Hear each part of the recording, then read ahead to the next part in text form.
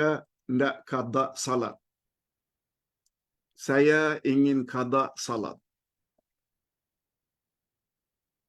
Bolehkah saya duduk saja ketika salat yang saya qada?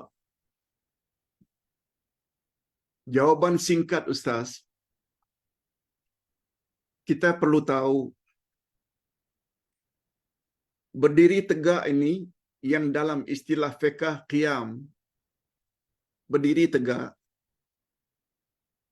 adalah menjadi rukun bagi salat fardu.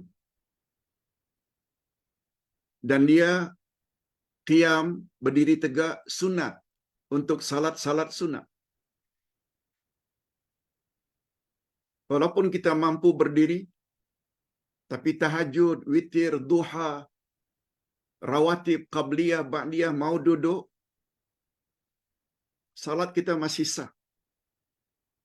Walaupun markahnya menjadi kurang.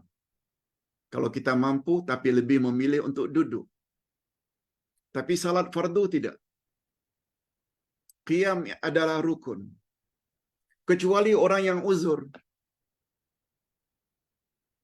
Orang yang sakit lutut, orang yang tak boleh berdiri terlalu lama, mereka boleh duduk.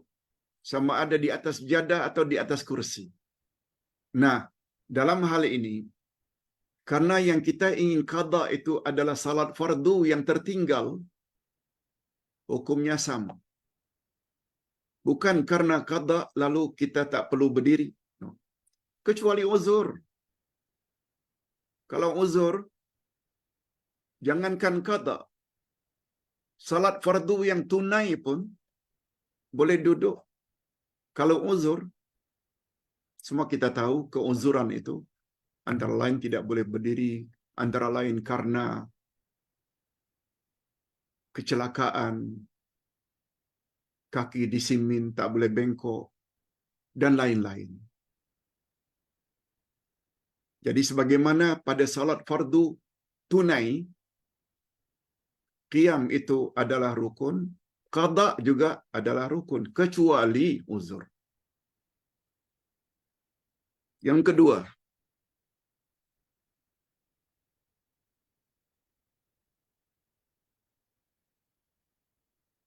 anak saya hamil dalam puasa dan tidak dapat berpuasa sepanjang Ramadan. Sebulan Ramadan, anak saya dalam keadaan hamil tak dapat berpuasa. Hamil adalah salah satu keuzuran.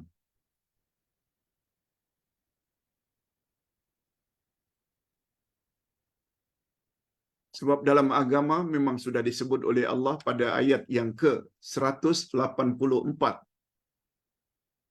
Wa man kana minkum maridan aw ala safarin fa iddatun min ayyamin ukhra. Siapa yang rasa sakit atau dalam musafir,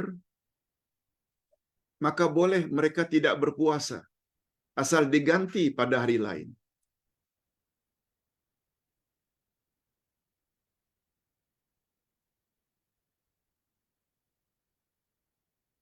Wa 'alal ladzina yutiqunahu fidyatun ta'amu miskin. Dan bagi orang yang tidak mampu langsung,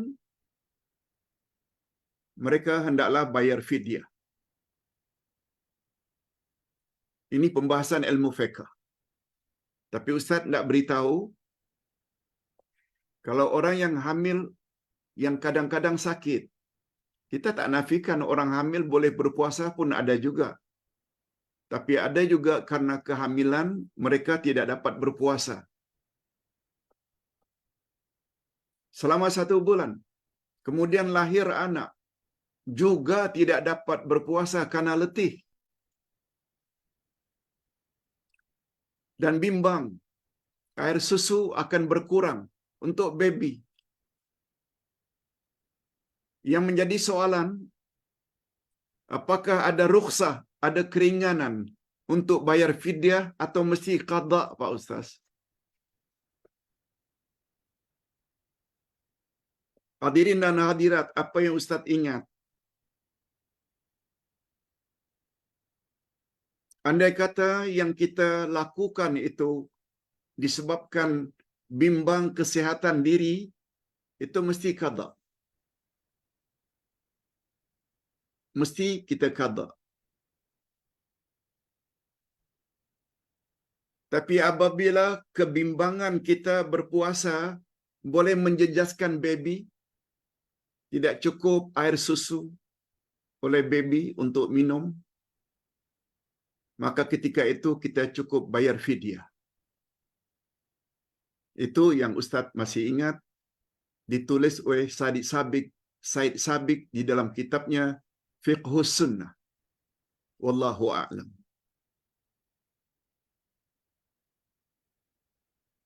Dia ada kaitan dengan motif. Kalau kita tidak berpuasa karena yang kita fikir tentang kesehatan diri kita, tak ada kaitan dengan baby, wajib qada. Tapi bila ada kaitan dengan baby, maka kita cukup bayar fidyah. Wallahu a'lam. Pak Ustaz, saya ni pertanyaan ketiga, tinggal di Mantin, Negeri Sembilan. Dan anak saya kerja di Kuala Lumpur. Tinggal di Mantin. Kata si ibu, semalam anak saya pulang jam 9 malam. Karena hujan terlalu lebat. Highway pula plus jamnya luar biasa. Anak saya tinggal di Mantin, bekerja di Kuala Lumpur. Semalam hujan terlalu lebat dan jam luar biasa. Plus sampai di rumah jam 9 malam. Pertanyaan,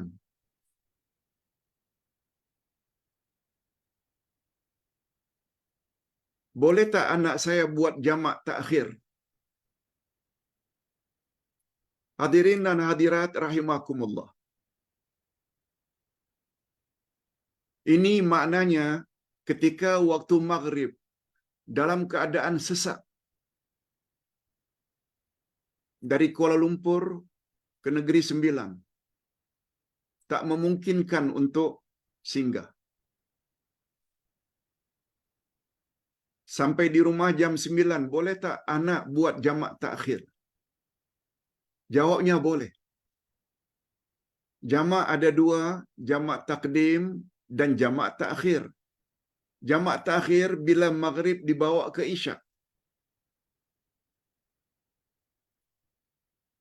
Itu namanya jamak takhir. Cuma bila dah sampai ke rumah di Mantin, jangan buat qasar. Sebab kebolehan qasar hanya dalam perjalanan. Sekarang dah tiba destinasi. Hukumnya boleh. Boleh jamak takhir. Ustaz ada sebut beberapa hari yang lalu, bila jamak takhir, kita boleh salat isyak dulu 4 rakaat, karena jam 9 itu adalah timing untuk isyak. Kemudian kita buat 3 rakaat setelah isyak. Boleh. Kita buat secara tertib juga boleh. Maghrib dulu 3 rakaat, kemudian 4 rakaat setelah maghrib untuk isyak juga boleh. Sebab demikian peraturan untuk jamak takhir. Berbeza dengan jamak takdim. Jamak takdim mesti tertib. Maghrib dengan isyak.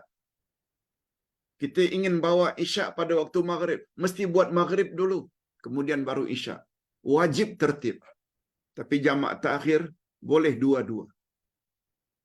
Tak dulukan isyak juga boleh, kemudian baru maghrib. Tak dulukan maghrib juga boleh, baru isyak jam 9 malam. Hadirin dan hadirat rahimakumullah. Pak Ustaz, betul ke Pak Ustaz? dalam keadaan sekarang ini, kita diminta baca surat Al-Kahfi setiap hari. Mohon pencerahan, Pak Ustaz. Hadirin dan hadirat, tilawah Al-Quran, baca surah apapun, bagus setiap hari. Cuma ada hari-hari tertentu menjadi lebih afdal. Seperti umpamanya surat Al-Kahfi dibaca pada malam atau siang Jumaat. Dia ada kelebihan tersendiri. Itu bab kelebihan. Bukan bermakna Al-Kahfi tidak boleh dibaca setiap hari. Tapi bila disebut mesti, dengan tujuan-tujuan tertentu untuk membantu saudara kita di Palestin, Ustaz tak berani mengatakan mesti. Bacalah mana-mana surah. Ada yang mengatakan surah Al-Fil, ada yang mengatakan surah Al-Kahfi. Yang penting untuk membantu saudara-saudara kita yang dizalimi, doa.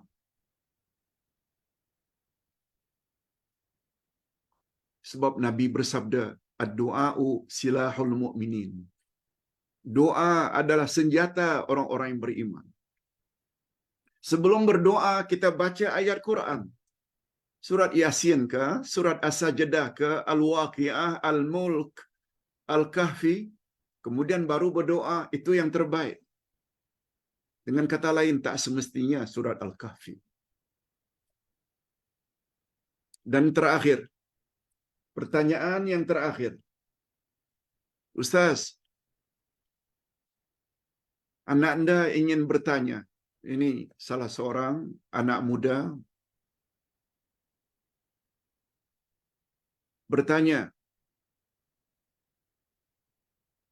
kalau anak anda mula doa dengan bertawasul, betul, bertawasul sangat bagus supaya doa cepat dikabulkan dengan mengatakan begini. Anak anda bertawasul sebelum berdoa.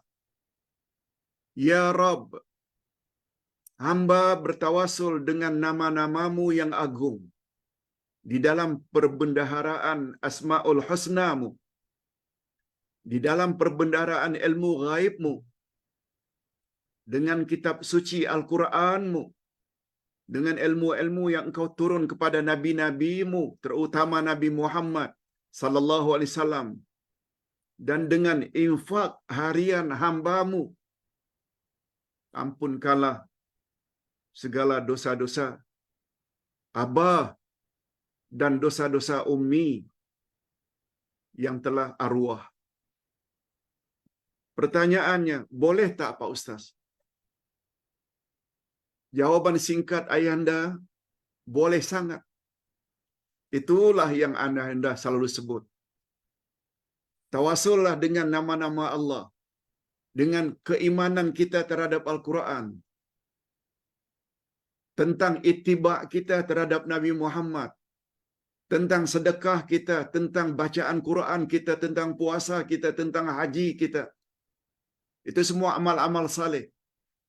Semuanya itu adalah tawasul yang dibenarkan, yang dipanggil dengan tawasul masyru', tawasul yang digalakkan.